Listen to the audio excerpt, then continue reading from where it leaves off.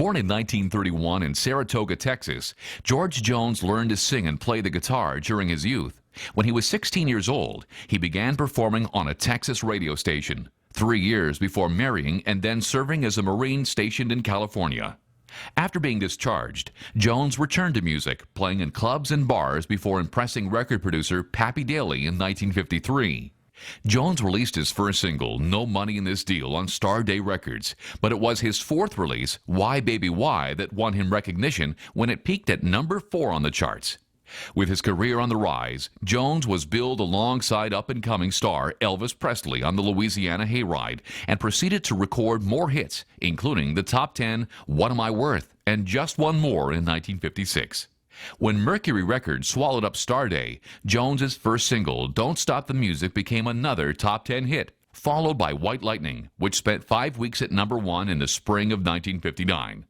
In the early 1960s, Jones recorded the number 5 hit, Aching Breaking Heart, his last release with Mercury Records.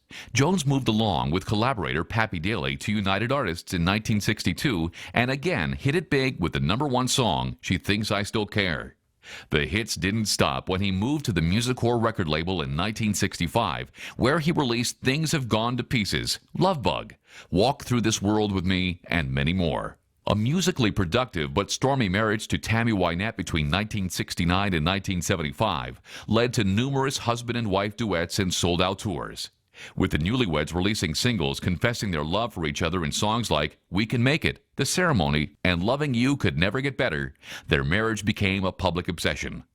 After their divorce, Jones' career suffered due to alcoholism, but in the early 1980s he returned to record one of his greatest singles, He Stopped Loving Her Today, which appeared on the platinum-selling album I Am What I Am. In 1983, with the help of his wife Nancy Sepulveda, Jones finished rehab and continued recording some fine country music, including some top 10 hits. In 1995, Jones renewed his musical partnership with Wynette and recorded the song One. George Jones continues to record and tour, and his newest album titled The Rock, released in 2002, features the ACM-nominated duet Beer Run performed with Garth Brooks. Born Virginia Wynette Pugh in 1942 in Itawamba County, Mississippi, Wynette was raised by her grandparents after her father died when she was just 8 years old. With musical instruments left behind by her late father, Wynette aspired to become a country singer, but worked as a hairdresser to support the 3 children she had with her first husband. Eventually, she moved to Nashville to pursue her dream and began performing in local clubs to earn extra money to support her youngest son, who suffered from spinal meningitis. After appearances on The Country Boy Eddie Show and Porter Wagoner Show, Wynette auditioned for several labels and was signed to Epic Records. With her debut single, Apartment Number 9, Wynette launched a music career that would see her become the leading lady of country music throughout the late 1960s and early 1970s. She dominated the charts with songs like the number 3 hit, Your Good Girl's Gonna Go Bad, her first number 1 hit, My Elusive Dreams, in 1967, and I Don't Want to Play House. A string of number 1 hits arrived in 1968 and 1969, including Take Me to Your World, Divorce, Stand By Your Man, Singing My Song, and The Ways to Love a Man.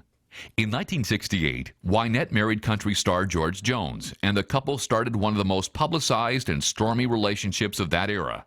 The marriage produced some great music, including the top 10 duet Take Me. In 1975, the couple divorced, and Wynette went solo, continuing to record hits during the 1970s. In 1978, Wynette was mysteriously kidnapped from a parking lot in Nashville and was subjected to a brutal beating. No one was ever caught or charged, and Wynette remained silent about the incident. Through the 1980s, she developed chronic health problems, but still managed to record whenever she was able. Tammy Wynette sold more than 30 million records throughout her now legendary career, and her recording of Stand By Your Man remains the biggest-selling single in the history of country music.